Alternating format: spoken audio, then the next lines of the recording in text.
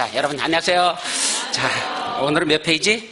요약집 169페이지 건축물의 높이에 관한 제한까지 들어갑니다. 자, 1시간 더 건축법하고 그 다음에 나머지 주택법으로 들어가서 다음 주면 다 끝나요.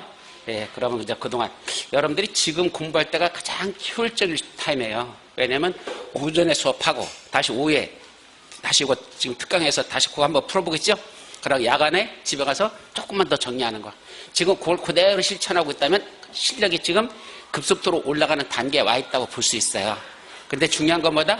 오후에 수업 끝나고 집에 가서 복습을 안 하면 또 도루묵이야, 이게. 그러니까 머릿속에 이게 들어갔다고 해서 그 강의 듣는다고 다 들어가는 게 아니고 반드시 내가 한번 다시 읽어보는 절차를 거쳐야 내게 되지, 그냥 듣는 것만 갖고는 스쳐 지나가지 내게 될 수가 없어. 아셨죠? 그러니까 수업만 듣는 거로 만족하지 마시고 반드시 내가 뭐 해야 된다? 복습을 꼭 해야 된다는 거, 그 시간에 꼭 하십시오. 그래서 이렇게 수업하는 게 제가 볼 때는 최선의 선택이야. 지금 다른 데 학원들은 이렇게 안 하거든요. 근데 지금 다 뭐만 한다? 문제풀이만 하고 있어. 근데 문제풀이 할 수 있을 만큼 실력이 올랐으면 좋은데 아직 안 올랐거든. 그래서 한 번 더 지금 오전에 수업 한 번 더 나가고 대신 오후에 진도별로 다 그에 따른 모의고사식으로 다 보는 게 그게 연습되고. 이제 남은 게 있잖아요. 뭐 남았어요? 이제 한 6주 정도 남은 그 시간에, 그러니까 8주 중에 6주는 뭐 하죠? 통연 모의고사식으로 해서 또 사회본 풀고 뭐 이런 식으로 해서 또 나가잖아요. 그러니까 지금부터는 이제 요거 끝나고 나면 뭐다? 순서대로 나가는 게 아니야. 어떻게 나가죠? 그냥 처음부터 끝까지 일주일, 그 다음부터 처음부터 끝까지 이런 식으로 해서 쭉쭉쭉쭉 나가잖아요. 왜 그러죠? 앞에를 하다가 중간쯤 가면 앞에를 잊어버려, 그죠? 뒤에 가면 중간 걸, 앞하고 중간 걸 다 잊어버렸어. 그러니까 순서대로 이렇게 가면 잘 이해가 되는 것 같은데 막상 막판에 가고 나면 앞에 게 뭐 있어요? 많이 잊어버렸거든. 그래서 지금부터는 뭐 한다? 잠재된 능력들을 깨우는 작업에 이제 마지막 2달 동안은. 따라서 꼭 뭐와 똑같냐면 여러분들 두더지 잡기 하는 그 게임 있죠? 오락기. 망치 들고 이렇게 했다가 쭉 올라가 때리고. 그럼 요게 왔다고 옆에 거 나와요? 아니야, 이쪽 게 나와, 그죠? 이거 뚝 때리고, 또 저기 나와 뚝 때리고, 여기 나와 뚝 때리고, 이렇게 막 나타나잖아. 그걸 자꾸 왔다 갔다 이렇게 하면 이 잠재돼 있던 그것만 머릿속에 떠오르는 게 아니라 그 옆에 있던 것들이 있잖아요. 이게 같이 끌어올려지는 겁니다. 사람의 머리가 그래요. 그러니까 우리가 뭘 하나를 들어올리면 이렇게 하나만 들린 게 아니라 이게 서로 끈끈하게 이어져 있다고 생각하면 돼. 이렇게 들어올리면 옆에 있는 것도 같이 따라 올라오는 겁니다. 그래서 사람 속 머릿속에 잠재돼 있던 그 기억들을 지금부터는 뭐 한다? 다 일깨워주는 거야. 다 이렇게 나게. 그러니까 순서대로 가면 이렇게 기억이 됐다가 이게 자꾸 사라져, 이쪽은. 그런데 지금부터는 이제 이것도 봤다, 이것도 봤다, 이것도 했다, 이것도 했다. 그래서 하루에 공법 전체적인 걸 다루면 그다음부터는 요 하나씩만 지금 보고 있지만 그 옆에 있는 것들도 자꾸 기억력을 이렇게 살려준다는 거. 그래서 마지막 시험 보러 갔을 때는 뭔다? 기억력의 극대화, 활성화를 시키는 거죠. 그게 다 올라와 있어. 그러니까 버글버글 올라와 있죠. 그럴 때 시험을 봐야 붙는 거지. 뭐 뒤에 것만 공부했더니 앞에 것도 이미 다 잊어버렸어. 그럼 시험장 가서 뭐죠? 이거 전번 봤던 건데 이게 뭐더라? 이제 이렇게 되는 거예요. 봤던 건데까지는 생각나, 그죠? 근데 뭐죠? 이거지? 저거였지? 이거였나? 저거였나? 답이 2개로 보이고 3개로 보이고. 그러면 이제 안 되는 거죠. 그래서 막판까지 이제 여러분들이 남은 건 이제 자꾸 왔다 갔다 하면서 전체를 다 보는 기억력을 활성화시키는 작업이라고 해요. 그게 그건 심리학에서도 나오는 거고 실제로 인간의 두뇌가 그렇게 돼 있대요. 그래서 그런 걸 다 연구를 해가지고 우리 원장님이 최대 시간표를 제일 활성화시킬 수 있도록 짜는 거니까 그런 식으로만 따라가면 막판까지 그렇게 한다면 합격한다는 진짜 지장 없다. 그러니까 지금부터가 시작이라고 생각하세요. 이제 남은 시간 아직도 며칠 남았어. 아직도 소신에게는 71일이라는 시간이 남아있나이다. 그죠? 배만 13천만 남은 게 아니야. 시간도 몇 시간이 남았어? 71시간의 시간이 남았네. 71일이라는 시간이 남아있습니다. 그러니까 이 기간 동안 지금부터 해도 늦지 않아요. 그러니까 지금까지 생활했던 패턴 잘 생각하시면서 내가 어떻게 나가면 최선일 건가 해보십시오. 늦지 않다. 아셨죠? 예. 자꾸 자기 자신을 갖다 뭐 해야 돼? 자꾸 자신 할 수 있어. I can do it. I can do it. 해가면서 할 수 있다는 생각 가지고 다시 뭐 해야 돼? 머리만 할 수 있다고 하면 되냐? 뭐가 따라줘야 돼? 노력이 따라줘야 되죠. 그래서 내가 조금 더 그렇게 하면서 생활을 단순화시키고 그 다음에 내 최선을 위해서 남은 2달 남았잖아요. 이제 그때까지만 나 뒤졌다 생각하고 아까 시작할 때 뭐라 썼어? 날라리는 매사에 핑계만 된다 그랬죠. 프로는 매사에 목숨을 건다. 예, 목숨 걸고 한다는 그런 기분으로 한번 2달만 잘 하시다면 예, 이거 합격하는데 별 지장이 없을 것이다. 그렇게 말씀드리면서 또 힘내자. 자, 화이팅. 자, 이제 169페이지 보면 뭐가 나오죠? 요거 건축물의 높이에 관련된 게 나오는데 건축물의 높이는 깊이 있게 공부할 필요 없어요. 여기는 조금 복잡해 사실은. 그래서 간단한 단순한 것들만 몇 개 정리하자. 첫째, 건축물의 높이는 어디부터 어디까지 된다? 지표면으로부터 상단까지입니다. 근데 말이 지표면이라는 게 이게 그렇게 간단한 게 아니에요. 원래 건축법 깊이 들어가 보면 지표면이라는 게 이렇게 평탄하면 지표면이 되겠지만 지표면이 어떨 수도 있죠? 경사질 수도 있어. 또 어디 가보면 아파트 같은 데 가보면 지은 게 어떻게 됐죠? 이런 식으로 해가지고 산을 깎아가지고 여기다 한개동을 짓고 여기다 한개동을 짓고 이런 식으로 해서 단지가 이런 식으로 구성되는 데도 있죠. 그러면 여기부터 재고 여기부터 재고 지표면이 다른데 어떻게 잘래? 가중비 평균한 높이에서 이렇게 잰다 뭐 이런 것들이 있거든요. 높이 재는 게. 따라서 높이 재는 방법은 별게 다 있으면 되게 복잡합니다. 근데 아직까지는 그런 계통에서는 시험 문제 한 번도 안 났으니까 신경 쓰지 마시고 그냥 어디서부터 어디까지다? 지표면으로부터 상단까지가 원칙이다. 다만 1층 전부를 무슨 구조로 만들었습니까? 필로티 구조로 했다면 그 부분은 높이에 포함시킨다 뺀다. 빼고 나머지 부분만 건축물의 높이로 된단다. 일단 이렇게만 하나 정리하십시오. 자, 그 다음에 건축물의 층고에 관한 게 있는데 층고 개념이 최근에 한 번씩 났었죠. 층고가 뭐죠? 한 개 층의 높이라는 얘기입니다. 바로 이거 우리가 현재 몇 층 했죠? 6층. 이 6층 이 자체 한 개 층의 높이가 얼마나 되냐? 층 높이, 다른 말로 층고라고 하죠. 어디서 어디까지 된다? 그 방의 바닥구 주체 윗면으로부터 위층 바닥구 주체 윗면까지 높이랍니다. 이때 바닥구 주체라는 건 원래 지금 여러분들 눈에 보고 있는 건 바닥면이에요. 엄밀히 말하면 이걸 바닥면이라고. 이 바닥면을 깔기 전에 저 밑에 처음에 이걸 건물 지을 때 콘크리트 믹서기가 와가지고 콘크리트 갖다 들이붓죠.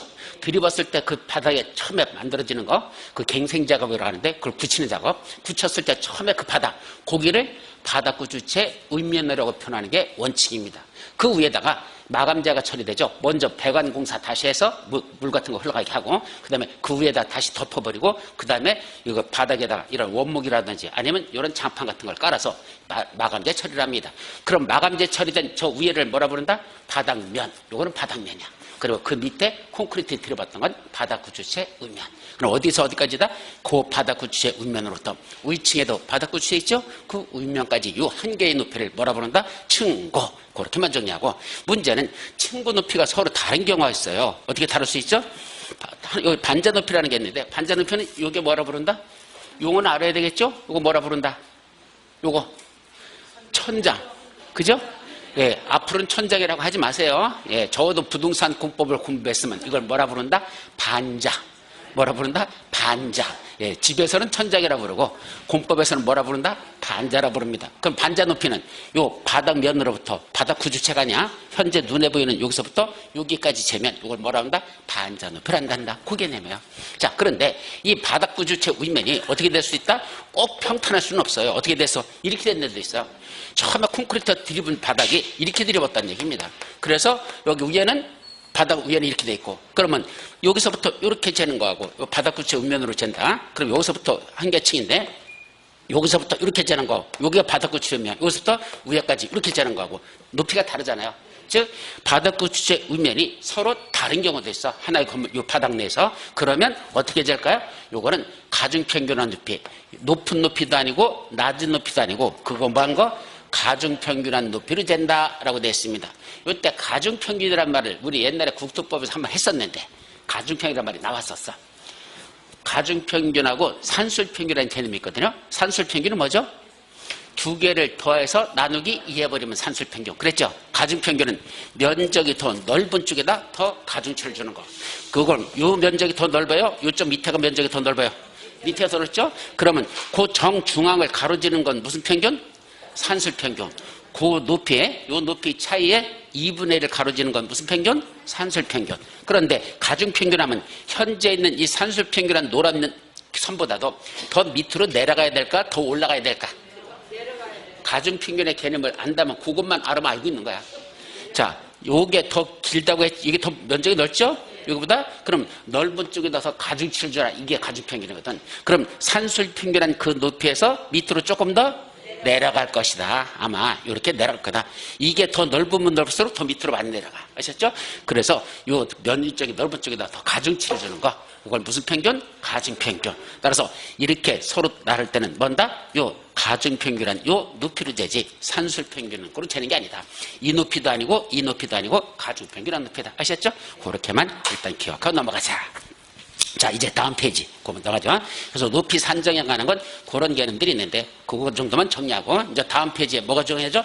층수는 시험 문제 가끔 잘 나는 편이야. 그래서 층수에 대해서는 우리가 정리하고 넘어가죠. 첫째, 층수는 어떻게 잴까요? 층수를 계산하는 방법 간단해요. 최소 층수를 계산해 가장 낮은 층수, 최소한 건폐율이 50%에 용적률이 200%다. 이런 건물 있어. 건폐율 50% 짓고 용적률 200% 줬다면 요거는 몇 층까지 최소한 나올까? 아무리 못 져도 저렇게 짓는다면 아무리 못 져도 최소 몇 층이 나온다? 4층이 나온대요. 왜? 건폐율분의 용적률 이렇게 계산해요. 그래서 건폐율 50분의 용적률 200. 그럼 50분의 200 하면 4가 나오죠? 최소 몇 층이 나온다? 4층이 나온다. 따라서 4층 이상의 질 수 있단다. 이렇게 개념 정리로 정리하고 간단히 넘어가고 층수에서 제외되는 건 시험 문제에서 뭐가 났더냐? 이거예요. 단글로 나는 것 중에 하나가 저겁니다. 지하층은 층수에 산입하지 아니한다. 예, 지하층 층수 안 들어가. 지상층만 층수로 계산한다. 이것이 시험 문제에서 가장 많이 났었고 이거 아파트하고 연립하고 다중, 다가구, 다세주택하고는 시험 문제가 별로 안 나요. 이상하게. 날 것 같은데 안 나오고 있어. 그냥 간단히 정리하죠. 층수 계산할 때 왜 실무할 때는 이런 건물 많이 다루잖아. 그죠? 여러분들 실무하다 보면 많이 다루기 때문에 이거 몇 층짜리라는 걸 알고는 있어야 돼. 자, 첫째, 아파트하고 연립주택의 1층 전부를 무슨 구조로 하였다? 필로티. 여기 그림 보면 기둥으로 되어 있죠? 1층이 이렇게 필로티 구조로 했답니다. 그러면 그 부분을 뭐로 쓰고? 주차장. 필로티 구조로 했다는 것만으로 만족하지 않고 동시에 뭐로 쓴다? 주차장으로 쓴다면 이때 이 부분은 뭘 한다? 층수에서 제외시킵니다. 그래서 이건 층수에서 빼고 이 위로만 1층, 1층, 2층, 3층, 4층 이렇게 올라간다. 반면에 다중주택이나 다가구나 다세대는 조금 더 완화시켜줘. 조금 더 이거보다도 연립 다세대보다 어떻게 완화시킨다? 자, 이와 똑같은 논리로 1층 전부를 무슨 구조로 했어? 필로티구조라고. 그걸 뭐로 쓴답니까? 다 주차장으로 쓴대. 그럼 이거는 똑같은 거죠. 1층 요거 다중, 다가구, 다세대 1층 전부를 뭐로 만들고? 필로티 구조 만들고 주차장으로 쓴다. 그럼 이거랑 똑같잖아. 그죠? 그러면 뭐로 본다? 층수에 산입하지 않는다. 그 필로티 부분은. 그런데 전부만 그린 게 아니고 1층에 얼마까지만? 일부만. 1층에 일부만 무슨 구조로 해놓고? 필로티 구조로 해놓고. 그럼 일부만 필로티니까 나머지는 필로티 아닌 부분이 있겠죠? 그럼 필로티가 아닌 부분은 뭘 한답니까? 그건 주택 외에 온 것을 쓴다. 주택으로 쓰면 안 돼. 주택으로 쓰는 순간 층수에 들어가. 그 1층의 일부는 필로티 구조를 해놓고 주차장을 쓰고 나머지 부분 일부 남은 거 그거는 주택 외의 용도 대표적인 게 경비실이나 상가라든지 사무실이라든지 이런 걸 쓴다면 그 부분은 뭐 한단다? 역시 이 다중 다가구 다세대는 그것도 층수에 산입하지 않는다. 아파트 연립보다는 조금 더 완화시켜주고 있더라. 그렇게 이해를 하고 보셔야 됩니다. 아셨죠? 자, 시험 문제에서 가장 많이 나는 거 요 두 가지입니다. 여기서 다른 건 다 까먹어도 이건 알고 가야 돼. 자, 첫째, 층의 구분이 명확하지 않다. 요 건물 있죠? 이거 나 명동 성당인 줄 알았거든? 근데 명동 성당이 아니라 인천에 있는 무슨 성당이라고 하더라? 지난주 누가 가르쳐 줬는데. 요거. 명동 성당이 아니야. 인천에 있는 무슨 성당이라고 가르쳐 줬는데. 이거 봐. 나도 누가 가르쳐 준 일주일도 안 돼서 까먹고 이 머리나 그 머리나 돌머리는 다 마찬가지야. 그죠? 무슨 성당이라 가르쳤네. 까먹었다. 하여튼 인천에 있는 성당이에요. 자, 어쨌든 이런 성당은 속에 들어가 보면 까마득하게 높죠. 그럼 까마득하게 높지 않아. 그냥 층의 구분이 없어요. 그럼 사람들이 뭐라고 하는다? 야, 1층짜리 건물이 뒤지게 높다. 이렇게 말하면 다 무식하다는 소리 들어요. 1층짜리 건물이 까마득하게 뒤지게 높은 게 아니고 몇 미터마다 4미터마다 한 개층이 있는 것으로 계산한다. 그래서 무슨 법에서는 건축법에서는 층의 구분이 명확하지 않을 때는 몇 미터를 한 개층으로 본다? 4미터를 한 개층으로 계산한다는 것 기억하셔야 되고, 두 번째, 건축물의 부분에 따라서 층수가 다른 경우가 있어요. 어떤 경우? 이런 건물. 이쪽은 19층이고 이쪽은 16층이야. 여기서부터 쉬어봐요. 실제로 내가 다 쉬어봤어요. 이거.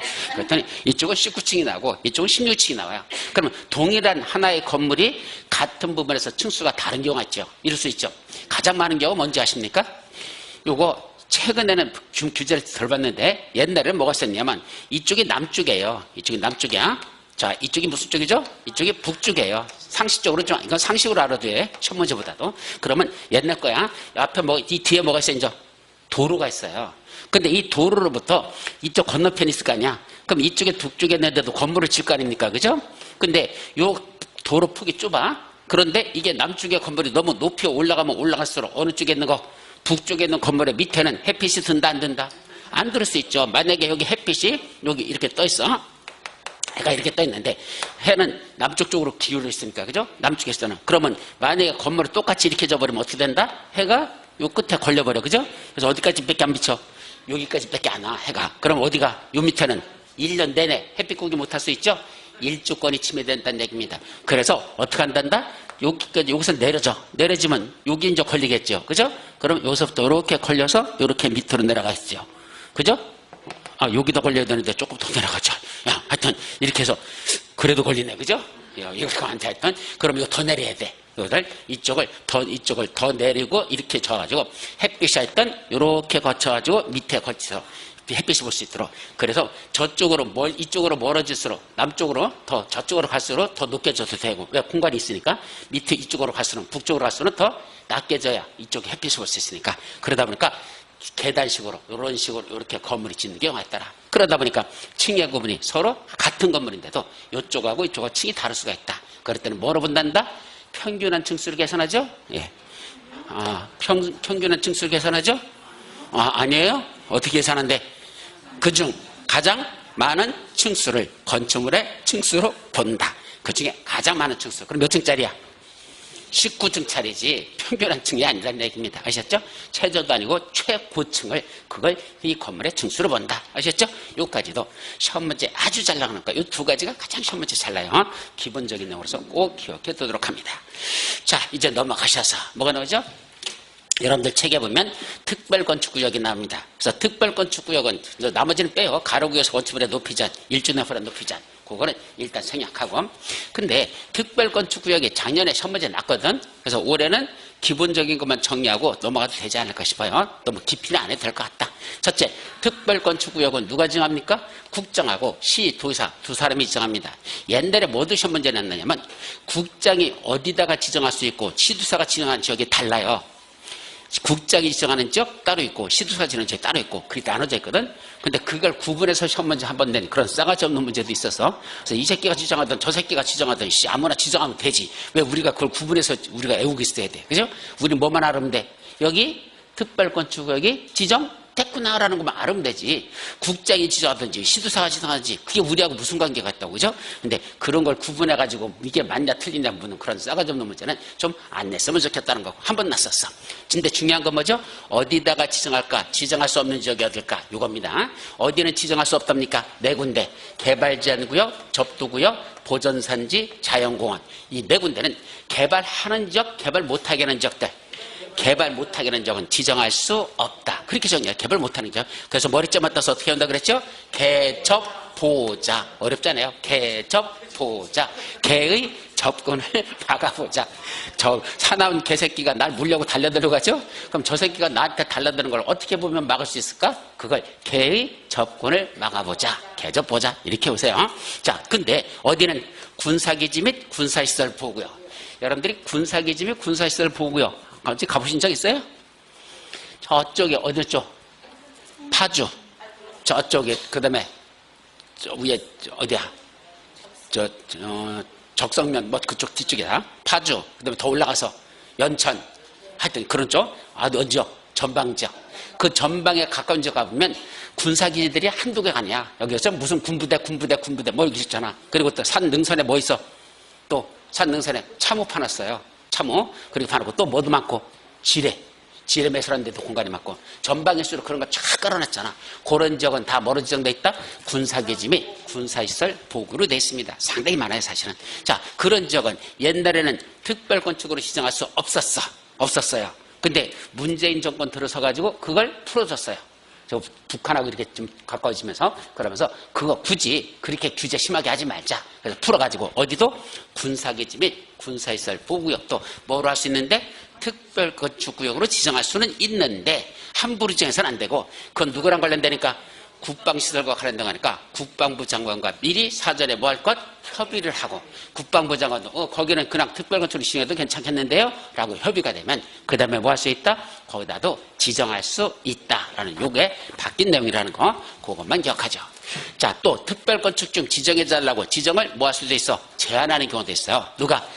특별건축 지정 신청기관들이 있어요. 요 아까 어디다 지정한다 그랬었죠? 그 지정과 관련된 그 일정한 지어서 지정을 신청하는데 그 자들 외의 자들도 누구한테 시도에서에게 여기 좀 특별건축으로 지정해 주세요라고 뭐 할 수 있다? 제안할 수 있다.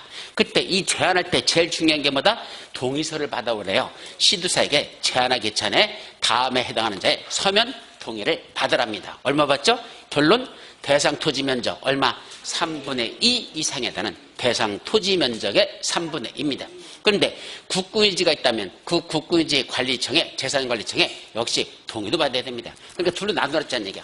이 안에 사유대상 토지들이 있을 것이고 이 안에 국공유지가 있겠죠? 둘로 나눠놓고 사유대상 토지만 갖고는 얼마 받으면 되고 그것만 갖고는 면적 3분의 2 동의가 필요하고 그럼 나머지 국공유지 있죠?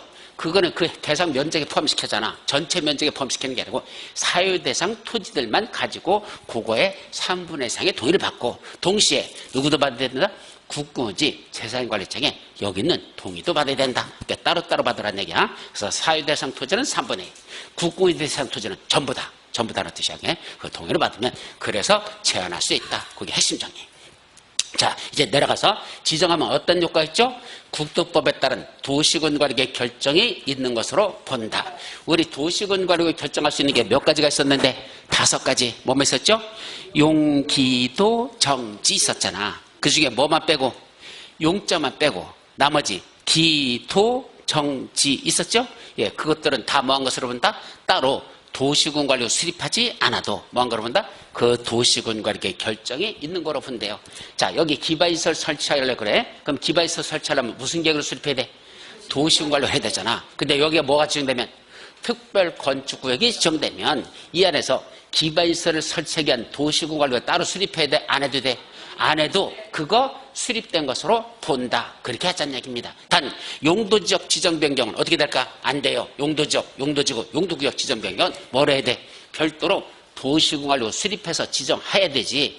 여기 특별건축이 지정됐다고 용도지역도 다른 이러이러한 용도지역으로 지정된 거로 본다. 이렇게 보진 않습니다. 그래서 용도지역 지정은 따로 도시군관리로 해야 되고 뭐만 그거 이외에 나머지들은 도시군관리로 결정하지 않아도 결정이 있는 것으로 본다. 이게 시험 문제에서 여러 번 났었죠. 자, 특별건축구역에서는 적용이 배제되는 게 있어요. 적용 배제라는 건 뭐죠? 규제하지 않겠답니다. 첫째, 특별건축구역에는 적용해야 됩니까? 안 해도 됩니까? 네 맘대로 하세요. 이게 정답이야. 한다, 안 한다가 아니야. 하고 싶으면 하시고 말고 싶으면 마시고. 왜? 적용에 관한 걸 적용하지 않는다는 건 우리 적용은 대지면적이 얼마 있으면 적용해야 한다? 원칙. 대지면적 200제곱미터 이상인 대지에다 건축물을 건축하려면 적용해야 된다. 그랬었죠? 특별건축에서는 그 규정을 적용한다? 안 한다? 안 한다는 거야. 안 한다는 것. 적용이 된 규제가 없다는 얘기입니다. 그럼 뭐 하라는 얘기야? 하고 싶으면 하고 적용하기 싫으면 말고 네 맘대로 하라 이 뜻입니다. 자, 두 번째는 건폐율 용적률 몇 % 이하로 자라 규제 있었죠? 그 건폐율 용적률 몇 % 이하로 자라는 그 제한을 적용하지 아니할 수 있습니다. 그럼 만약에 여기가 건폐율 50%의 용적률 200% 짓는 지역이야. 건폐율 50%, 용적률 200%야. 근데 뭐가 지정됐어? 여기에 특별건축에서는 건폐율 50%, 용적률 200% 이하라만 져야 됩니까? 그 규제를 적용하지 않습니까? 적용한다. 그럼 뭐 하라는 얘기야? 네 맘대로 하세요. 그럼 네 맘대로가 건폐율 70% 지어도 괜찮아요. 용적률 300%, 500% 지어도 괜찮아요. 겁니다. 옛날에는요, 건폐율만 네 맘대로 하세요. 건폐율만 적용을 배제했었고 용적률 적용을 배제하지는 않았었어요. 그러니까 용적률은 원래 규제대로 하라 그랬었어. 근데 용적률도 적용하지 않을 수 있대. 그런데 이것도 적용하지 않더라도 한도는 있을 것 같은데 이게 이상해. 쉽게 말하면 용적률을 완전히 풀어주면 어떻게 되죠? 건폐율은 집과 아무리 넓게 잡았자 어느 걸 벗어날 수가 없어. 자기 대지를 벗어날 수는 없잖아. 남의 땅으로 넘어가서 건물 질 수는 없잖아. 그러니까 건폐율은 아무리 넓게 해줘도 건축면적이 있기 때문에 그 건축면적은 대지 면적을 초과할 수는 없습니다. 그죠? 근데 용적률은 원래 올라가는 거야. 하늘로도 올라갈 수 있잖아. 쭉쭉쭉. 그러면 건폐율 200% 짓던 지역에 네 맘대로 치세요. 그러면 나는 건폐율 몇 프로, 용적률 200% 짓던 지역이다. 네 맘대로 치세요 하면 나 용적률 몇 프로 짓지 아십니까? 200만 %를 줄 겁니다. 그럼 200만 %를 주면 이놈의 건물이 어디까지 갈까? 아마 달나라까지 올라갈걸? 달까지 올라갈 수 있을걸? 예, 그렇게 짓겠다는 얘기입니다. 말 되는 소리 안 되는 소리야. 이거 아니잖아. 그래서 옛날엔 용적률에 관해서는 적용 배제를 안 했었어요. 용적률 200% 제한 200% 적용했었어. 근데 어느 날 승무원이 용적률 적용 배제해. 그러면 네 맘대로 하고 싶은 대로 해. 근데 그렇다고 200만 % 짓는 사람 있을까 없을까? 못 짓죠. 현재 기술로서는 그렇게 질 수도 없어요. 왜? 그렇게 올라가다 보면 밑에 층 다 짜부러 들어가지고 붕괴돼 버려. 그 하중을 견디지 못해. 또 하나, 그렇게 많이 짓는다고 그게 다 분양돼? 다 임대돼? 그 분양 임대도 한도가 있는 거지. 그렇게 올라간다고 누가 분양받으러 옵니까? 그것도 아니잖아. 그러니까 어느 정도 규제를 풀어준다는 얘기죠. 그게 한없이 누웠대로 달나라까지 자라. 이런 건 현실적으로는 있을 수 없을 것이다. 그래서 그것도 완화시켰습니다. 또 대지안의 공지라는 게 있는데 그런 건 적용하지 아니할 수 있습니다. 또 통합적용 뭐죠? 이게 중요해요. 통합적용은 다 쉽게 말하면 특별건축의 대표적인 거 어디? 요거 세종시 정부조합청사 있는 건물 이렇게 줘요. 지금 여기 보니까 건물이 어떤 식으로 돼 있어요? 전부 다 꼭 뱀 겨가듯이 지렁이 겨가듯이 그죠? 이런 식으로 꼬불짝 해가지고 실제로 가보셔요. 거기 가면 진짜 저렇게 돼 있어. 그럼 밑으로는 도로가 있고 막 도로 밑으로 지나가고 막 하면서 건물이 막 위로 이렇게 지나가서 막 돼 있고 다 붙어 있어요 서로. 그런데 대지가 하나입니까? 대지는 수십 개로 돼 있습니까? 수십 개 대지 위에다가 저런 식으로 이렇게 진 거야. 그럼 원래는 하나의 대지다 건물 하나 줘야 되는 거거든. 근데 여기는 어떻게 졌어요? 전체 그 특별건축 전체를 하나로 보고 그 대지 그 전체로 보고 거기다 건물을 다 이어서 저렇게 진 겁니다. 그러다 보니까 여기서 이제 통합적이라는 게 뭐죠? 원래는 각 건축물 하나하나마다 대지가 있을 거냐. 그 대지에다 건물을 하나 지을 때 그 대지에다가는 이런 걸 설치하라. 요 대지는 이렇게 하라. 요 대는 이렇게 하라. 그런 것들. 예를 들면 미술작품은 어디서 설치하죠? 어떤 하나의 대지에다가 일정한 건축물을 건축할 때는 그 대지에다가 뭐 설치하라는 얘기야? 미술작품을 설치하라는 얘기야. 우리 공개공지 쪽 저기 할 때 미술작품 거기 앞에 조각상 있었죠? 그런 거 그 대지 안에다 그 미술작품 설치하래. 그러면 그건 전국에 다 그럴 건 아니야. 자, 이게 특별건축의 전체야. 전체 보면 여기에 대지들이 몇 개가 있을까? 예를 들면 이런 식으로 대지가 나눠져 있대. 그럼 이 중에 미술작품을 설치할 대지가 어떨까? 요거하고 여기가 미술작품을 설치할 건물이래요. 모든 건물이 미술작품을 설치하는 게 아니라 일정한 건축물만 그 대지 앞에다 여기다가 미술작품을 설치해야 된다 이렇게 돼 있다는 얘기죠. 그러면 원래는 각 대지별로 여기다 미술작품 이렇게 해야 될 걸 여기서는 그렇게 한다 안 한다? 안 한다. 어떻게 한다? 통합적용은 이 특별건축이 있죠? 전체를 하나로 놓고 여기다 미술작품 했을 걸, 여기다 했을 걸, 여기다 해야 될 걸 뭔다? 몰아서 여기다가 한 군데다가 미술작품을 이렇게 한쪽에 몰아서 해야 된다. 이걸 뭐라 부른다? 이걸 통합적용이라고 한다. 그래서 개별 몰아서 해서 개별 건축물마다 적용하지 아니하고 뭐한다? 통합하여 적용한다는 건 한쪽에 몰아서 이것들을 이렇게 설치해도 좋다라는 이런 뜻입니다. 자, 그럼 미술작품만 그럴까? 아니요. 공원 설치도 마찬가지입니다. 예를 들면 전체적인 면적을 봤을 때 여기다가 그 건축물을 짓는 규모에 따라서 공원 부지 설치해야 되겠어요. 왜? 사람들이 이렇게 크게 만들어지면 그중에 여기다가는 공원 만들어야 되고 공원법에 보면 정해져 있거든요. 어느 정도 규모 되면 여기다 이런 도시공원을 만들어야 된다. 또 그게 초과되면 또 이쪽에다 또 도시공원에다 만들어야 된다. 이런 식으로 일정 규모가 될 때마다 도시공원을 만들어야 되는데 그렇게 하지 않고 어떻게 한다? 한쪽에다 예를 들면 여기다도 만들어야 되고 여기도 만들어야 되고 여기도 도시공원 만들어야 될 걸 뭔다? 아니야. 저걸 다 키워서 이렇게 크게 확대시켜서 이쪽에다 몰아서 한꺼번에 그냥 중앙에다가 우리가 제일 잘 아는 중앙공원. 그죠? 웬만한 지역에 가면 다 있더라고. 중앙공원이라고 해서 그걸 가운데다 만들어서 이렇게 따로 공원을 만드는 게 아니라 한쪽에 몰아서 만드는 거 뭐라 부른다? 통합적용. 뭐도 마찬가지야. 세 번째, 요거 어디 있어? 부설 주차장. 그래서 주차장도 그 건축물들의 규모에 따라서 부설 만드는 걸 따로 만들자고 한쪽에 몰아서 만들어 주자. 그런 걸 뭐라 본다? 통합적용. 몇 가지? 세 가지 중요해요. 미술작품하고 공원하고 부설 주차장 설치하는 거. 요거는 각 개별 건축마다 적용하지 않냐고 통합하여 적용한다. 그래서 어떻게 한다? 미술 공부는 통합해서 한다. 이렇게 그래서 미술 공부는 통합해서 한다. 우리 학교 다닐 때 미술 공부하고 음악 시간에는 각 개별 반마다 하지 않고 어떻게 하죠? 몇 개 반을 합쳐가지고 한꺼번에 이렇게 했었거든. 우리 때는 그렇게 했었어요. 뭐 또 아야. 나랑 세대차 느껴? 잘났다. 그래. 그때 학교 다닐 때는 미술 공부라는 것도 안 했어? 예. 우리 때는 미술 공부할 때 그랬어요. 예, 중학교 때도 미술이 있었거든. 요새도 중학교 미술이 있나? 있어요, 애들도? 고등학교도 있나? 입시 공부하는데도 그런 거 있어, 아직? 있긴 있어? 그래서 우리 때는 반이 한 반만 하는 게 아니라 그 미술 시간에 이쪽만 저쪽 반이 세 반이 합쳐가지고 한꺼번에 그냥 야외로 데리고 나가 한꺼번에 세 반이. 그래서 거기서 같이. 그리고 음악 시간에는 강당에 모여가지고 그냥 두 개 반, 세 개 반이 한꺼번에만 합창단이 이루어져요. 그러면 한 200명 되는 사람들이 와 하고 노래 부르니까 들을만 하죠. 어쨌든 그런 식으로 하는 걸 뭐란다?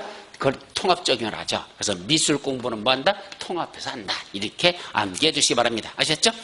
자, 그 다음에 이 특별건축구역 지정일로부터 몇 년 내? 5년 내에 그 특별건축구역 지정 목적에 부합하는 건축물의 착공이 이루어지지 않은 경우. 자, 이거죠.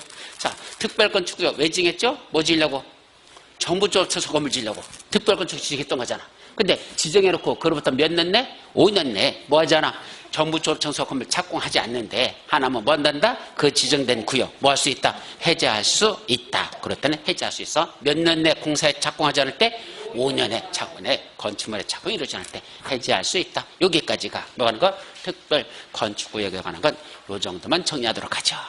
자, 이제 넘어가서 뭐 한다? 건축협정이라는 게 있습니다. 이 건축협정도 사실은 좀 중요한 편이야. 건축협정이라는 게 뭔지 개념 정리는 알아둬야 됩니다. 근데 사실은 실무에서는 잘 이루어지지는 않아.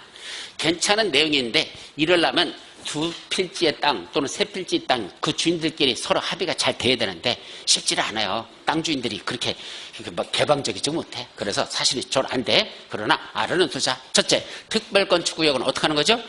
협정을 먼저 체결합니다. 즉 건축협정을 먼저 체결하죠. 건축협정이라는 게 뭐죠? 네 땅하고 둘이 합쳐서 뭐죠? 야, 우리 이거 개별 대지로 보지 말고 둘을 합쳐서 뭐로 보자? 하나의 대지로 보자는 얘기야.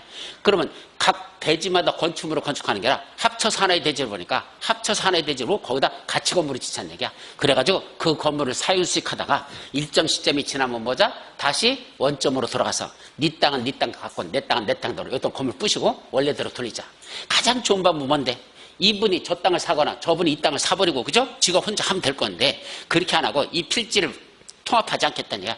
한 필지로 만드는 게 아니라 각각 필지는 개별적인 걸 존중하고 그대로 나눠놓고 대신 건축협정을 체결해서 지들끼리 한 필지 대지로 하나의 대지로 만들어가지고 같이 썼다가 일정 시점 지나면 원점으로 돌려서 너는 너대로 나는 나대로 갈라쓰자. 이렇게 할 수 있는 걸 모른다? 건축협정.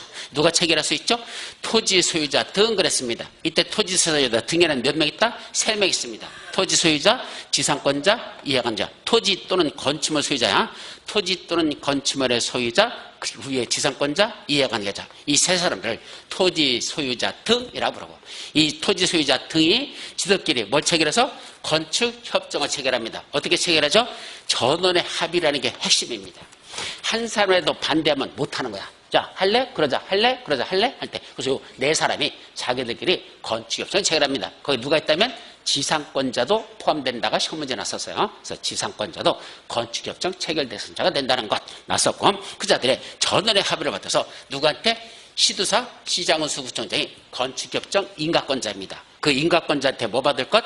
인가신청을 하라는 얘기입니다. 그래서 자기들끼리 협정을 체결해서 시도사 시장운수구청장에게 인가받는 걸 건축협정이라 한단다.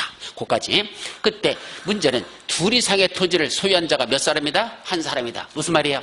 여기 한 필지가 있고 여기 한 필지가 있는데 두 사람이 따로따로 갖고 있는 게 아니라 누가 갖고 있어? 이 친구 혼자 두 필지를 갖고 있어. 두 필지를. 그러면 여기다 어떻게 쓰면 제일 간단해요? 합필하면 되죠. 두 필지 그죠? 근데 합필하면 되는데 합필한데 안 한대? 안 한대. 그냥 각 필지 그대로 두고 지 혼자 뭐 할 수 있다? 건축협정을 체결할 수 있대요. 그래서 요 필지와 요 필지를 하나로 보고 지가 계약을 체결한대. 이거 무슨 계약이야? 자기 계약이죠. 그죠? 요 필지 주인도 자기고 저 필지 주인도 자기고 그럼 지 혼자 쓰는 계약서 무슨 계약을 한다? 자기 계약. 민법에서 배우셨죠? 그래서 그 자기 계약을 체결하는 게 된다 안 된다? 된다. 그것도 시험 문제 잘 나가니까 그것도 합니다. 그때는 그 토지 소유자 한 사람을 뭐라 본다? 건축협정 체결자로 본다. 그 협정 체결하는 당사자로 보겠다 이 소리입니다. 혼자 자격 체결할 수 있다 이 소리죠. 어디만 체결할 수 있죠? 건축협정구역을 지정하는 것. 건축협정구역이 지정될 수 있는 지역은 딱 네 군데. 어디? 지구단위기획구역, 주거환경 개선 사업을 시행하는 정비구역, 존치지역, 도시재생 활성화지역. 그래서 머리점을 따서 지주존도. 지주는 존나게 도도해. 자, 욕같지도 욕을 해놔가지고, 그죠? 요새 애들 보니까 존나게란 말을 왜 이렇게 쉽게 쓰는지 모르겠어, 그죠? 우리 딸내미도 가끔 온다 보면 존나게라고 하는 것 같은데, 뭐라고 그러더라고? 존나 해. 그래서 그 뜻이 뭔지는 알고 쓰는지도 모르겠는데, 어쨌든, 지주는 뭐라고? 존나게 도도하대. 그걸 뭐란다? 지주존도. 이렇게 외워두시기 바랍니다. 작년에 다른 데서 시험 문제 났어요. 우리 공인중개사 시험이 아니라 다른 시험에서 지주존도 요거에 관한 걸 묻는 시험 문제가 났었습니다. 자, 건축협정 인가받으래 체결한 거 협정 체계자들 또는 지들의 사람이 많으면 지들끼리 뭐죠? 건축협정 운영회라는 걸 만듭니다. 운영회. 자기들끼리 운영회의를 만들어가지고 몇 명이 안 될 때는 지들끼리 하면 되고 인원이 많으면 뭐 똑같은 거야. 조합 설립하는 거와 마찬가지로 하나의 조직을 만듭니다. 그 조직 여러 사람이 할 때 수십 명이 만들거나 그랬던 조직을 뭐라 부른다? 건축협정 운영회의라고 하고 그 대표자는 건축협정서를 작성해서 누구한테? 아까 인가권자한테 인가받아라 그랬었죠? 그때 인가받기 전에 뭘 거쳐야 돼? 건축인의 심의를 거쳐야 됩니다. 이건 건축인의 심의가 필요하다. 또 건축협정 체결 대상 토지가 어디에 거쳐 있대요? 둘 이상의 특시 또는 시군구에 거쳐 있대요. 그게 하나의 특시나 시군구 속에 들어있는 것들이 아니고 두 군데 이상의 특시나 시군구에 거쳐 있다면 그때는 누구한테 협정 인가받으러 갈까? 건축협정 체결 대상 토지 면적의 얼만큼 과반이 속하는 협정 인가권자에게 인가를 신청하여야 한다. 그 중에 뭐 하는 사람? 과반이니까 반이 넘는 지역 있죠? 거기에 속하는 그 특시 시군구에게 시장한테 가서 인가를 받아라 이 말이죠. 자, 그 다음에 협정 승계됩니까? 예, 승계돼요. 당연해요. 뭐 말할 것도 없어요. 그때는 소유자 등으로부터 이전받거나 설정받는다는 그 지위를 승계되는 거로 한다는 거. 자, 그 정도만 하고. 만약에 건축협정에서 체결할 때 승계되지 않는다고 따로 정했다면 그때는 그게 우선해. 그래서 원칙적으로는 협정 체결자로서의 지위가 승계되는 게 원칙인데 건축협정에서 따로 정했어. 그렇게 승계 안 되기로 정했어. 그럼 승계 안 되는 거야. 당연하죠. 협정 체결한 대로. 자, 통합적용이라는 게 뭐죠? 건축협정을 체결한 구역 안에서 요 6가지 나오는 건 통합적용할 수 있대요. 그래서 저것도 외우기가 참 머리가 아픈데 한 번 시험 문제 났었어. 요거는 대지가 건조하면 부서 주차장에다 하수 처리시설을 설치하라. 뭐 저렇게 외우라고 써놨는데 하여튼 알아서 외우셔. 나 모르겠어. 너무 외울 게 왜 이렇게 많은지 하여튼 공법은 이런 게 짜증스러워. 그죠? 네. 실제로 박스 문제를 냈었어요. 다음 중 통합 적용 대상이 되는 걸 고르시오. 이지랄로 시험 문제였어. 이걸 고르래요. 돌아버려. 하여튼 그런 것도 난 적 있었다. 자, 건축협정 체결한 거 뭐 할 수 있어요? 폐지할 수 있습니다. 했죠? 언제 폐지하죠? 협정 체결자 과반수의 동의를 받아. 인가권자한테 인가받으면 폐지할 수 있는 게 원칙입니다. 얼마큼만 있으면 돼? 과반수. 아까 체결할 때는 전원에 동의받으면 되죠.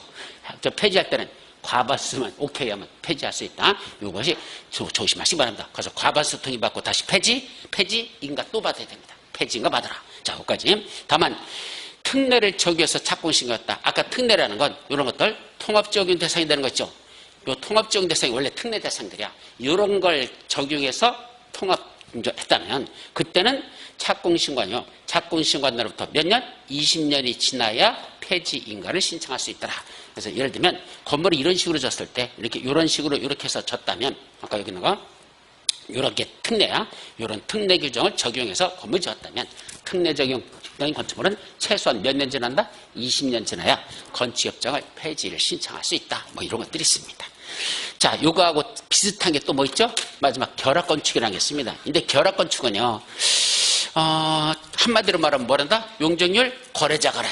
이것도 참 재미난 건데 용적률 거래자라는 요 표현을 쓰고 있죠. 이게 실무에서는 저렇게 써요. 그래서 실무에서는 결합건축이라는 말보다는 용적률 거래자. 어떻게 하는 게 결합건축이다? 보세요. 지금 하나의 어느 지역에 가봤더니 요런 땅이 있대. 두 필지가 있어. 요 필지하고 요 필지. 근데 두 필지 현재 용적률 몇 프로 정도 된대요? 용적률 400% 시정되는 지역이래. 근데 이때 용적률 400% 짓는 걸 다 똑같이 짓는 게 아니고 여기 현재 도로상을 보십시오. 도로를 보면 어디가 더 넓어요? 도로가. 이쪽이 더 넓죠? 이쪽은 뒤에는 좁죠? 넓은 도로, 좁은 도로죠? 여기 새길도로 있고 이렇게 돼 있잖아. 그럼 요거는 공통돼 있는데 여기는 이쪽은 넓은 도로에 접해 있고 이건 좁은 도로에 접해 있죠. 그럼 저 중에 어떤 건축물이 더 값어치가 높아? 요렇게 있는 것 중에 이거 A야 B야? 예, B가 훨씬 더 값어치가 높죠. 그죠? 여기도 봐봐. 지금 도로 바로 옆에 있는 이 건물이잖아. 요 뒤에 있는 건물하고 비교해봐. 뒤에 있는 건물하고 이 건물하고 어떻게 더 값어치가 높아? 이게 높죠. 높다는 건 어떻게 할 수 있어? 높다는 건 어떻게 할 수 있어? 높게 지었다는 걸 보면 알 수 있죠. 왜? 새가 많이 들어오잖아. 사람들이 여기 많이 이거 쓰잖아. 그죠? 왜? 도로변에 가까이 있어야 사람들이 지나가면서 보면 바로 보이니까 아 거기 들어가지. 저 뒷구녕에 있으면 거기 가지 않는 한 뭐가 있는지 모르잖아. 그러니까 그쪽은 효용도가 낮아지는 거야. 쉽게 말하면 광고 효과가 엄청난 거죠. 도로변에 바로 있으면 광고가 높으니까 사람들이 보고 많이 오고 저 뒤에 있으면 또 있는 줄도 몰라. 그 뒤에 들어가 보지 않는 한. 그죠? 그렇잖아. 여기서는 안 보이잖아. 그러니까 거기 값어치가 떨어집니다. 똑같은 건물을 하더라도 A와 B 중에는 B가 훨씬 더 효용도가 높습니다. 그러면 용적률 400% 똑같이 짓는 게 아니라 어떻게 짓는다? 이쪽에는 용적률을 더 증가시켜. B는. 그래서 얼마로 줘? 원래 400%에다 100%더 늘려. 근데 그 늘어나는 걸 어디 있는 걸 빌려온다? A에 있는 데서 100을 올려온 거야. 100을 여기서 빌려온 거야. 그래서 A에는 300%를 짓고 B에는 500% 짓는 거죠. 그래서 합쳐서 뭐야? 이건 500이 되는 거야. 그래서 여기는 400으로 짓지 않고 300% 짓고 대신 여기는 400에다 100으로 올려서 500% 짓는다. 그러면 건물의 규모 어떻게 돼? 앞쪽은 더 높게 지고 뒤에는 더 낮아지겠죠? 그렇게 할 수 있더라. 이걸 뭐라 부른다? 근데 합쳐서 평균 내면 얼마야? 400% 그대로 가잖아. 그죠? 그러니까 전체적인 그 지역 용적률은 침해하지 않으면서 용적률 400%라는 건 침해하지 않으면서 한쪽은 낮게 지게 하고 한 대지에는 건물을 높게 지게 함으로써 효용도가 높은 쪽은 더 높게 지고 효용도가 낮은 건 더 낮게 지게 이렇게 지들끼리 이 A, B가 서로 지들끼리 이렇게 계약을 체결할 수 있는 거 이걸 뭐라 부른단다? 그걸 결합건축이라고 한단다. 이때 결합건축은 반드시 이렇게 붙어 있어야 됩니까? 아니야. 최단거리 몇 미터만 되면 대지간의 최단거리가 100m 이내에 포함해서 대통령이 정하는 그 거리 안에 있다면 꼭 붙어 있는 게 아니야. 여기 있고 저 옆에 떨어져 있다 하더라도 여기 있는 대지하고 저기 있는 대지에다 그 결합건축 할 수 있습니다. 원래 결합이라는 게 무슨 뜻이죠? 통합하고 우리가 뭐 할 때 통합하고 결합은 달라요. 이렇게 서로 붙어 있는 걸 합치는 건 뭐란다? 통합. 서로 떨어져 있는 걸 하나로 보는 건 뭐란다? 결합. 그런 용어를 쓰거든. 그래서 결합이란 떨어져 있는 걸 하나로 보는 거야. 그래서 최대한 거리 몇 미터? 100m 이내에서 두 개 이상 있는데 그 두 개를 이쪽 용적률과 이쪽 용적률을 합해서 한쪽에 더 높이면 그만큼 한쪽은 낮게 찍는 거. 그런 협정을 체결하는 걸 뭐란다? 결합 건축을 갖는다. 그래서 용적률을 개별 대지마다 각각 용적률 400% 이렇게 적용하지 아니하고 두 개 이상의 대지를 본다. 아까 하나로 보는 거야. 두 개 대지 하나로 봐서 이쪽에다 용적률은 300% 줬으면 원래 400% 줘야 될 걸 각각 어떻게 짓는다? 여기는 300% 여기는 500% 이렇게 짓는 거. 그래서 100을 여기다 빌려주는 거. 용적률을 뭐 한 거야? 거래했잖아. 용적 거래라는 게 용적률 100%를 여기다 빌려준 거죠. 그런 식으로 합니다. 그럼 토지주끼리 이만한 다른 사람이라면 그냥 빌려줄까 돈 받을까? 돈 받아야 되죠. 뭐 A가 병신이야? 그죠? 그냥 줍니까? 나는 그래 300% 할게. 네가 더 가져가 대신. 그럼 나는 300을 넘어서는 안 돼. 그 결합건축 기간 동안은 협정 기간 동안은 뭐 하는 수밖에 없어? 지가 300%만 유지해야 되지. 400 넘어가는 건 그렇게 원래 400 있다고 400으로 줄 수는 없어. 그러려면 이걸 계약을 폐지해야 돼. 폐지하지 않는 한 여기는 300% 여기는 500% 이렇게 할 수 있는 것들 그런 겁니다. 자, 이때 적용 대상 지역은 원래 100m 이내에서 이러한 지역들, 이러한 지역들 쭉 나오는데 못 외워. 하여튼 외우라고 써긴 써놨는데 나 모르겠어. 그냥 써놨으니까 보시고. 자, 허가권자는 도시군 계획 사업에 편입된 대지가 있다면 그거는 건축허가 내주면 돼야 안 돼요? 그건 허가 대상이 안 돼요. 왜요? 아니 도시군 계획서라는 건 도로 만들 부지, 공업부지 만들 장이잖아. 그거는 결합 건축하는 거 된다 안 된다? 안 되죠. 어차피 그 건물, 거기는 건물 나중에 저도 부셔야 되는 건데 그거는 결합 건축을 할 수 없습니다. 허가 내주지 않습니다. 또 두 개 이상의 대지를 소유한자가 한 사람이라면 그 한 사람 혼자 결합 건축 체결하는 거 된다 안 된다? 된다. 아까 뭐 똑같아? 그 아까 어떤 거 금방 건축협정 체결한 거 있죠? 건축협정은 똑같아요. 이것도 두 필지를 한 사람이 갖으면 지 혼자 결합건축하는 거 얼마든지 가능하다. 그런 소리고.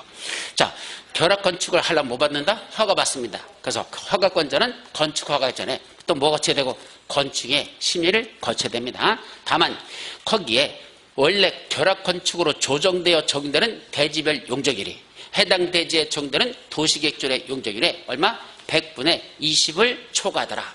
거기 조례에서 원래 용적률 400%를 지르라고 했는데 400%에 20%면 얼마죠? 428, 80%죠. 그죠?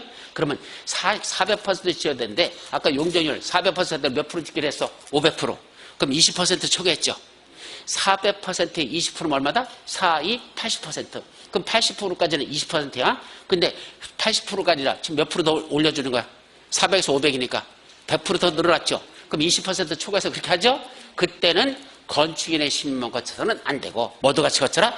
도시계획위원회 심의하고 공동심의를 거쳐라 그랬습니다. 그래서 원래 여기 적용되는 게 몇 %였는데 400%였는데 이쪽에 있는 용적률 1이 끌어옴으로써 얼마가 증가했죠? 100분의 20 이상 증가했습니다. 그죠? 자, 그러면 400% 20%면 428, 80%니까 480을 넘어버린다는 얘기입니다. 그럼 500%는 480 넘어버렸죠?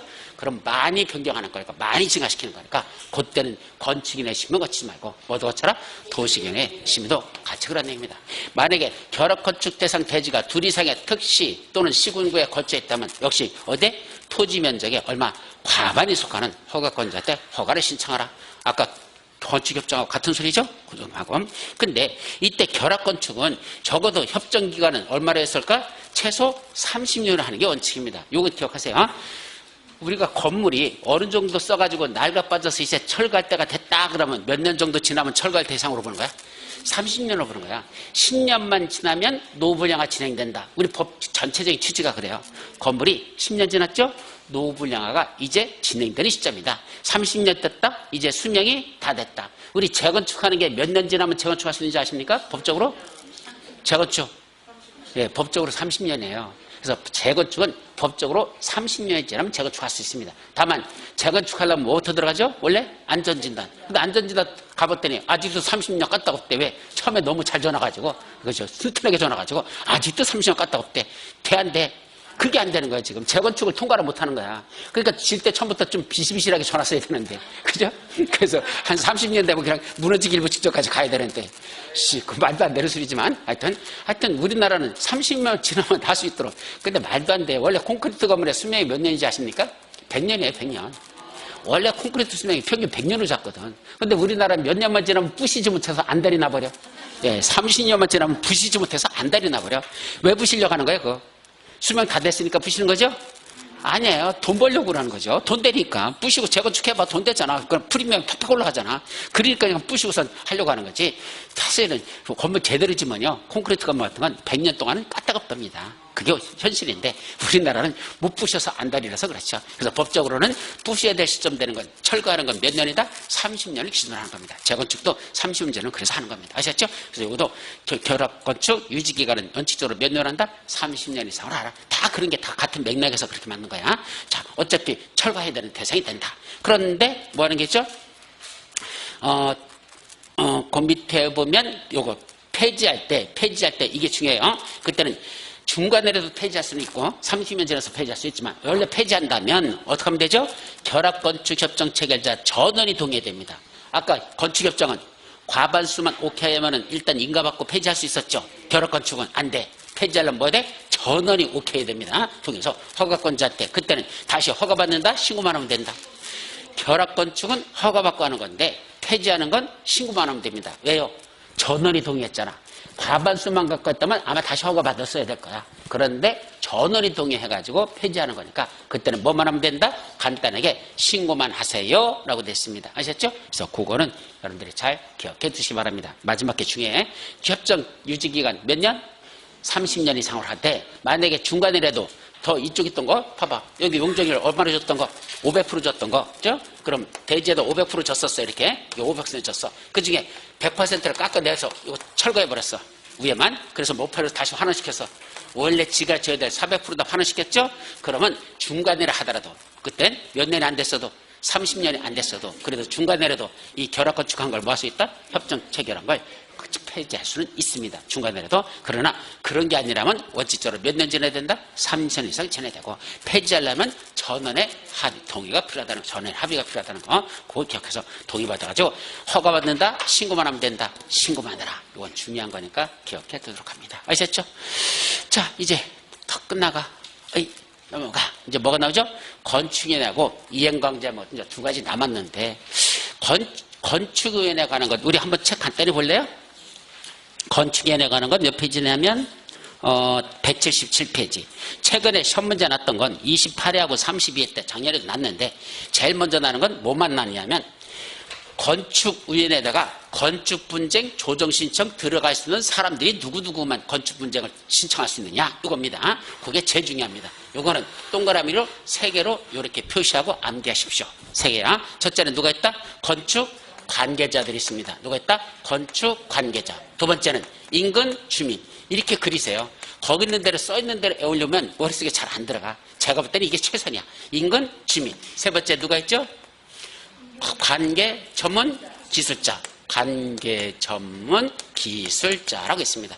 이렇게 3명을 써놓고 이제 누구끼리 분쟁이 되냐? 보세요. 첫째, 건축 관계자하고 인근 주민하고 분쟁. 얘들하고. 두 번째는 인근 주민하고 관계 전문 기술자하고의 분쟁. 세 번째, 건축 관계자하고 관계 전문 기술자하고의 분쟁. 이렇게 몇 가지 분쟁이 있다? 3가지 분쟁. 그 다음에 또 추가적으로 건축 관계자 지들끼리 분쟁. 건축 관계자들끼리 지들 내부에서 자들끼리 분쟁. 인근 주민, 윗동네하고 아랫동네하고 패싸움. 윗동네 아랫동네 패싸움. 인근 주민들 지들끼리 분쟁. 또 관계 전문 기술자 자기들끼리 분쟁. 그러면 몇 가지 분쟁이 있다? 6가지 분쟁. 요거를 해결하기 위해서 건축 분쟁 전문 위원회라는 걸 두고 있다. 이렇게 정리합니다. 아시겠죠? 그러니까 요 그림을 거기 써 있는 6가지 그냥 외우려고 하면 머리가 돌아버려 못 외워요. 예. 이렇게 3개를 그려놓고 그리면 머릿속에 별거 없어. 자, 여기 핵심 뭐죠? 건축 허가권자하고 분쟁은 있어 없어요? 왜 이따위로 허가 내줬어요? 이거 허가 대상도 아닌데, 또는 허가 내줄 건데 왜 안 내줬어? 이렇게 싸우는 분쟁은 여기 있어 없어? 없어요. 그건 행정소송이나 행정심판으로 가는 거지. 여기서는 건축분쟁 전문에서는 그 허가권자하고의 분쟁은 여기서 해결해주지 않습니다. 아셨죠? 그게 제일 중요해. 그래서 이렇게 6개의 분쟁만 해결해주지, 거기 허가권자하고의 분쟁은 건축분쟁 조정의 분쟁 대상이 아니다. 아셨죠? 이것이 제일 중요한 겁니다. 그거 하나고, 자, 두 번째는 그때 구성 및 의결정지수 나오죠? 그래서 위원장과 부위원장을 포함해서 몇 명? 15명 이내 위원으로 구성합니다. 그래서 전체 인원은 몇 명이다? 15명. 그런데 밑에 그 속에서 다시 건축분쟁 전문위를 쪼갭니다. 어떻게 구성되죠? 조정위원회하고 재정위원회하고 둘로 나눠진다는 거. 그 정도는 기억했으면 좋겠어요. 첫 번째 난 지 되게 오래됐는데 사실은 그냥 그 정도는 봤으면 좋겠다. 조정위원회가 뭐고 재정위원회가 뭘까? 조정신청과 재정신청이 나눠지기 때문에 그래. 조정신청은 조정위원회다가 재정신청은 재정위원회다. 이렇게 나와요. 그러니까 우리 법원에 보면 법원하고 만들어 놓고 그 무슨 중앙지법부에 가보면 거기 뭐가 있어? 무슨 합의부, 그죠? 1판사, 2판사, 3판사 이런 식으로 나눠지잖아. 여기도 위원회를 조정위원회, 재정위원회, 건축분쟁 전문위원회라고 만들어 놓고 그 속에서 조정위원회와 재정위원회로 이렇게 구분해서 구성한다 이 소리입니다. 그때 조정위원회는 조정신청 들어왔을 때 조정해주는 거고, 재정위원회는 재정신청 들어왔는 겁니다. 그럼 조정신청은 뭐고 재정신청은 뭘까? 그게 핵심이에요. 조정신청은 누가 하는 거랍니까? 맨 밑에 보면 조정신청은 해당 사건의 당사장 중 몇 명? 1명 이상이 하는 거고, 재정신청은 지들끼리 해서 합의해서 하는 겁니다. 당사자를 합의해서 하는 거. 그럼 무슨 말이야? 봐봐. 여기 3사람 간의 분쟁이 발생했어. 그럼 3사람 분쟁이야? 그럼 누구야? 예를 들면 건축 관계자 중에 건축주야.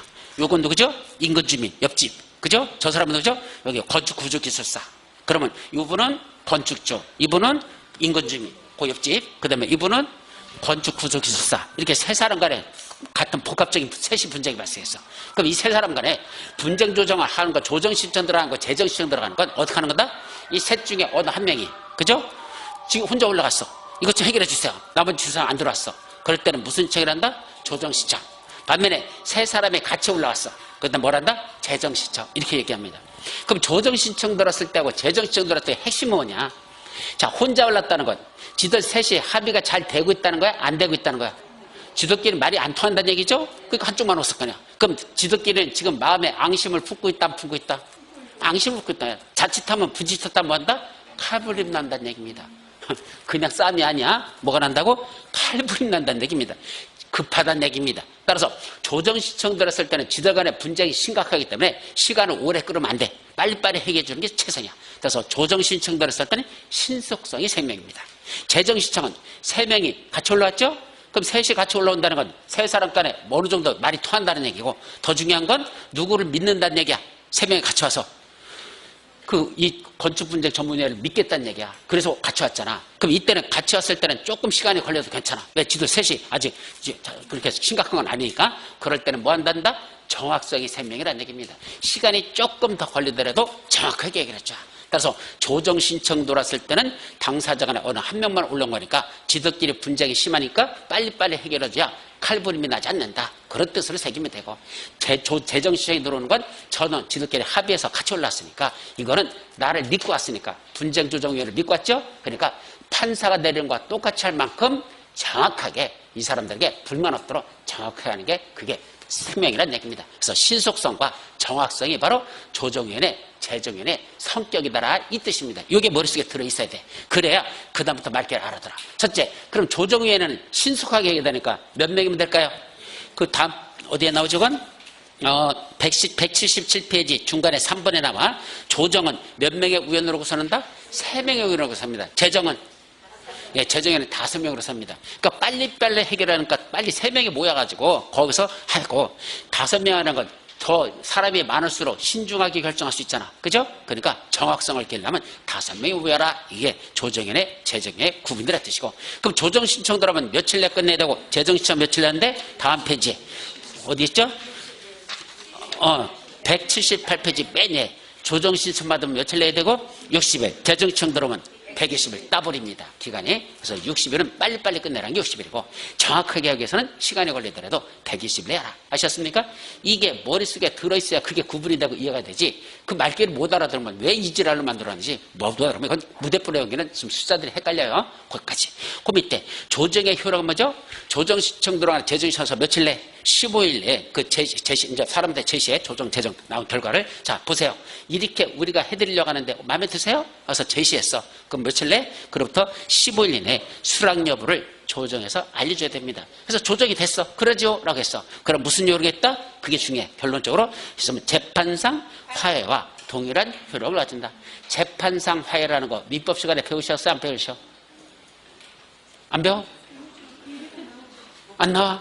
설마? 화해조서 제출하고 어쩌는 거, 재판상 화해라는 거, 그죠? 예, 당사자 간에 합의하는 게 아니라 재판상 화해는 뭐냐면 판사가 해주는 거야.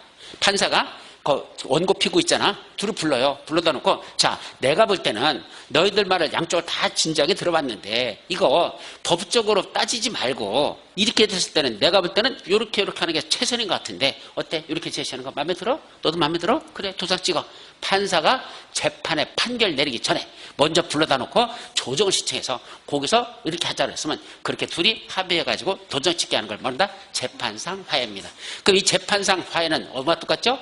판결과 동일한 요력이 있습니다. 판결과. 그래서 어느 극단적으로 한쪽에만 이렇게 주기에는 또 문제가 있을 때 이 사람의 사정도 있고 이 사람의 사정도 있어. 그럼 양쪽을 다 진지하게 고려해서 내가 볼 때 판사 입장에서 볼 때는 가장 객관적인 게 이렇게 하는 게 법을 떠나서요. 이렇게 해주는 게 제일 좋을 것 같다. 어때니? 너도 그렇게 동의할래? 너도 할래? 이렇게 하는 거죠. 그죠? 그래서 도장 찍게 하는 거. 이걸 말한다? 재판상 화해. 그럼 이 재판상 화해를 판사들은 자꾸 유도합니다. 꼭 판결 내리기 전에 이렇게 한번 유도해. 자, 오시라고. 그래서 양쪽 변호사도 불러. 그래서 자, 이렇게 하는 것을 어떻게 생각해? 해가지고 그렇게 갑니다. 그리고 가서 소송 당사자한테 가서 얘기해보래. 그 변호사들한테 얘기해서. 그래서 끌어갑니다. 그 왜 중요하냐면 재판사 화해를 많이 하는 판사들 있죠. 인사고가가 높게 나갑니다. 예, 판결로다 땅 때리는 건 그 재판으로다 그 법조문에 따라서 땅 때리는 것보다는 훨씬 더 유능한 판사가 누가 유능한 판사다? 재판상 화해를 잘 유도해서 그렇게 끌어가는 거. 그럼 재판상 화해를 간다는 건 당사자가 서로 인정하고 도장 찍은 거잖아. 나중에 서로 간에 앙금이 그래도 적게 남는다는 얘기죠. 앙금이, 그죠? 인정했잖아. 도장 찍은 거잖아. 지들이. 그러면 앙금 있죠. 근데 법에 의해서 판결에서 땅 때려서 너는 여기다 1억 물어줘라. 이 사람 입장에서는 내가 왜 이걸 잃어버려줘? 불만이 있잖아. 나중에 뭐 한다? 재판 끝나고 나서 가서 칼부림 난다는 얘기입니다. 아셨죠? 왜? 극단적으로 한쪽이 불리하면 이 사람은 그 재판 결과에 승복할 수 없다. 잃어버리면 나중에 칼부림 나잖아. 그러니까 가장 좋은 것보다 마저 법 결정 때리지 말고 니들끼리 합의해서 어떻게 끌어갈 수 있도록 유도해 주는 거. 그게 가장 유능한 판사단 얘기지. 판결문 땅땅 때리는 판사가 잘한 판사가 아니라는 얘기입니다. 이해되죠? 하여튼 그런 걸 재판상 화해와 동일한 효력이 있단다. 그까지야. 아셨죠? 자, 비용 누가 부담하죠? 자, 감정하거나 진단이나 시험 등에 들어가는 요 학위한 분쟁 조정 학위에서 들어간 각종 비용들이 있어. 누가 부담한다? 지들끼리 합의해서 정하면 돼. 지들끼리 예? 근데 뭐가 이러지 않아? 합의가 안 되는데 그때는 조정회나 재정회에서 정해주면 부담 비율을 정해주면 된다. 예, 거기까지입니다. 자, 이제 마지막 뭐가 있죠? 예, 뭐가 있어요? 예, 이행강제가. 이런 뭐 이행강제금은 시험 문제가 한 7, 8년에 한 문제 나는 것 같은데 좀 짜증나. 왜? 되게 중요하거든요. 실무에서는 여러분들 집에 이거 날라오는 사람들 꽤나 있습니다. 예, 시도 때도 없이 여러분들 가끔가다 그거 들고 와요. 수업 시간에 와가지고 교수님 저희 집에 이거 이행강제 날라왔는데요. 이거 내야 돼요? 하고 묻는 사람이 있어. 그래서 읽어보고 어떻게 해야 되는지 그 방법을 가르쳐 주는데 하여튼 이행강제금은 여러분들이 집을 가지고 있는 사람들한테 심심치 않게 발생하는 거니까 알아두면 좋겠다. 자, 이행강제 뭐죠? 자, 여기 어디 갔어? 허가권, 요거부터 이행강제면 누가 부과한다? 특시, 특도, 시장수, 구청장. 한마디로 시장수, 구청장들이 부과하는 거야. 자, 언제 부과죠? 허가권자는 시정명을 받으러. 시정명이 뭐죠? 너 불법으로 중개 축등을 했다. 즉, 건축법에 있는 걸 위반했다는 얘기입니다. 그 건축법을 위반했으니까 다시 뭐하라는 얘기야? 법에 맞도록 원상복구하라는 얘기입니다. 그렇게 뭘 내렸는데 시정명령을 내렸는데 그 시정을 받은 후 그 시정기간 내에 시정명령을 이행합니까? 이행하지 아니하는 건축주 등이 있습니까? 이행하지 않는다면 그 지역에 뭐 할 수 있단다? 그 시정명령의 이행에 필요한 상당한 이행기간을 정해서 그 기간까지 시정명령을 이행하지 않으면 다음에 이행강제금을 부과할 수 있다. 그럼 이행강제금 어떻게 부과한다? 지방세법에 따른 시가표준액을 기준으로 합니다. 자, 지방세법 배우시죠? 시가표준액 배우죠? 그 시가표준액에 얼마를 한다? 어떨 때는 그거의 50%를 기준, 어떨 때는 그거의 10% 기준, 이렇게 두 가지로 나눠요. 뭐 갖고 나눈 거냐? 위반의 성격에 따라 나눕니다. 이런 걸 위반한 자는 시가표준액의 50%, 이런 걸 위반한 자는 시가표준액의 10%. 이걸 기준으로 부과한대. 그러면 어떤 것만 50%일까? 그것만 해보면 돼. 10%짜리는 안 해도 돼. 50%만 하면 돼. 몇 가지 있다? 네 가지 위반한 거. 뭐 위반했어? 첫째, 건폐율을 초과했다. 두 번째, 용적률을 초과해서 지었다. 원래 정해진 건폐율, 정해진 용적률을 초과하면 안 되잖아. 그걸 위반한 자들. 또 건축 허가를 받았는데 허가 안 받고 지었다. 신고하고 지었는데 건축 신고 안 하고 지었다. 딱 네 가지. 건폐율 초과, 용적률 초과, 그다음에 건축 허가 안 받았어. 건축 신고 안 했어? 이 네 가지 위반한 자만 지방세법에 따른 시가표준액에 얼마를 기준으로 부과한다? 50%. 자, 그렇다면 여기 그림 보세요. 그럼 시가표준액이 예를 들어서 2만원이라고 했지. 1제곱미터당이야. 이건 1제곱미터당 시가표준액이죠. 그럼 2만 원이야. 그럼 이 2만 원에다가 그거의 몇 퍼센트? 100분의 50. 그럼 100분의 50이면 얼마야? 1만 원이죠. 그 1만 원에다가 뭘 곱한다? 위반한 면적을 곱합니다. 이때 위반한 면적이 뭐죠? 건폐율을 초과한 면적, 용적률을 초과한 면적, 허가받지 아니한 면적, 건축신고 안 한 연면적들 있어 없어? 그 위반한 연면적들이 있을 거 아니야. 바닥 면적이 아껴나 연면적, 그 면적들 그걸 곱합니다. 그걸 위반한 걸 여기 일률적으로 한꺼번에 그냥 100제곱미터라고 예를 들은 거야. 위반한 면적이 건폐율을 초과한 게 100제곱미터, 용적률을 초과한 게 100제곱미터, 허가받지 않은 게 100제곱미터, 신고하는 게 100제곱미터. 그냥 이렇게 단순하게 100이라고 한다면 1만 원이란 50%가 위반한 면적 100제곱미터를 곱하랍니다. 왜? 이건 1제곱미터당 얼마니까 위반 면적 곱하면 얼마 되죠? 100만 원 하고 나왔잖아. 그죠? 그럼 이 100만 원에다가 다시 뭘 곱한다? 일정한 비율을 곱하라. 이 비율이 중요한 게 합니다. 비율 얼마큼 곱하래? 첫째, 건축 신고 안 하고 한 자는 뭐 푼다? 요거에다가 70%를 곱하래요. 100분의 70. 100만 원에 100분의 70이니까 70%를 부과래. 그럼 얼마야? 70만 원을 부과라. 이수레관 100분의 70. 그 다음에 건폐를 초과한 자는 얼마? 80%. 그럼 80만 원 부과라는 얘기죠. 그 다음에 건축 허가, 용적률을 초과한 자는 100분의 90. 그러면 요 100만 원에다 곱하기 이게 위반한 게 용적률 초과자야. 위반한 사유요. 용적률 초과한 게 100점부터라면 그때는 100만 원은 곱하기 요 100분의 90. 90만 원 부과하고 허가 받을 걸 안 받고 진 새끼 있어? 요 새끼는 얼마인다? 이 금액 100만 원 다 부과한대. 100분의 100. 그래서 어떻게 한다? 신고하는 건 70%, 그 다음에 건폐를 추구한 건 80%, 용지 추구한 건 90%, 허가받지 않은 건 100%. 그래서 뭐랬지 한번 따봐. 신칠, 건팔, 용구, 허배. 여보세요. 신칠, 건팔, 용구, 허배. 그렇게 해야 돼. 그래서 신칠이, 건팔이, 용구, 허배기. 그 밑에 써놨죠? 신칠이, 건팔이, 용구, 허배기를 뭐라 부른다? 조폭 수배자 명단이라고 그러고, 이 조폭 수배자들한테는 어떻게 때린다고? 신칠이 왜 신칠이다? 신참으로서 칠칠 맞으니까. 건팔이는 건달로서 팔팔한 놈이니까. 용구는 용변 싸고 구린 나는 똥 싸고선 냄새나는 새끼야. 그게 용구입니다. 그죠? 허백이 허되면 백수놈. 이렇게 해서 조폭들 이름 4명을 암기해두면 좋겠다는 얘기입니다. 그러면 이런 이행강제금은 어떻게 부과하죠? 먼저 부과하기 전에 징수하겠다는 것을 미리 문서로 알립니다. 당신 집으로 날라와요, 이게. 내가 여러 장 봤었어요. 여러분들 갖고 온 것들. 자, 여기 있어요. 어디 있어? 요거 개구장이야. 요런 게 날라옵니다. 집으로. 그래서 행정을 표현해서 날라와요. 자, 당신 여기 뭐한 게 있어? 사진까지 들어있어. 사진이 들어있어. 당신 요만큼 뭐한 거 있어? 불법 증축한 부분은 사진을 찍어서 보내거든요. 그래서 사진 찍은 걸 보내와서 이렇게 불법 증축한 게 있으니까 이거 언제까지 기간 될까 원서포 가십시오. 안 뜯어내면 이행강제금 부과 대상입니다. 라는 개고장을 문서로서 이렇게 날라옵니다. 아셨죠? 자, 이때 이거 해야 되고 부과횟수는 얼마나 부과죠? 최초 시정명령이 있었던 날로부터 며칠? 그것도 1년에 2회 이내에서 조례로 정하는 횟수를 부과합니다. 뭐만 부과한다? 1년에 2번까지 부과할 수 있어. 근데 2번을 부과할지 1번을 부과할지는 뭐로 정한다? 조례로 정합니다. 따라서 어느 지역은 1년에 1번 부과하는 데가 있고 어디는 1년에 2번 부과하는 데가 있고 이건 조례로 정하기 때문에 1번일지 2번일지 조례로 정한다. 최대 몇 번까지만 부과할 수 있다? 2번까지만. 이렇게 합니다. 옛날에 뭐가 있었느냐면 저 작은 건축물은 뭐 한다고 했더니 아니래. 그거는 그냥 5번까지만 부과하고 많은 게 있었어요. 주거용 건축물 규모가 작은 거 주거용 건축물은 5번 부과하고 말았었거든. 없애버렸어. 지금은 5번 부과하는 거 없어. 그냥 낼 때까지 계속 1년에 2번일지 1번일지를 반복적으로 계속 부과로 이렇게 함으로써 이제는 이행강제금 부과 대상이면 뭐 하는 게 상책이야? 빨리 뜯어내십시오. 괜히 붙들고 씨름하지 마시고. 그러면 이행강제금 부과될 때마다 액수가 쌓이면 계속 쌓이면 나중에 강제 집행, 강제 처벌 들어오고 강제 들어오고 또 이제 압류 들어옵니다. 그때 2분의 1 되는 것도 있어. 60점부터 되는 주거용 건축물. 소형 주택 있죠? 한마디로 60층부터 해야 되는 주거용 건축물 소형 주택은 원래 산출한 금액을 다 부과한다? 그거에 2분의 1까지만 부과할 수 있다. 반만 부과할 수 있어. 어떤 것만? 위반한 게 60층부터 해야 되는 소형 주택. 이죠 주거용 건축물. 이거는 산출된 금액을 다 부과하니까 그거에 2분의 1까지 감액해서 부과하는 게 가능한 건 요 60층부터 해야 되는 주거용 건축물이다. 라는 건 조금 봐줍니다. 아셨죠? 이게 이행강제금은 이게 전부야. 그래서 요 정도만 정리하면 충분하겠다. 됐죠? 자, 이제 잠시 쉬었다가 이제 무슨 법? 이제 주택법으로 들어갈 겁니다.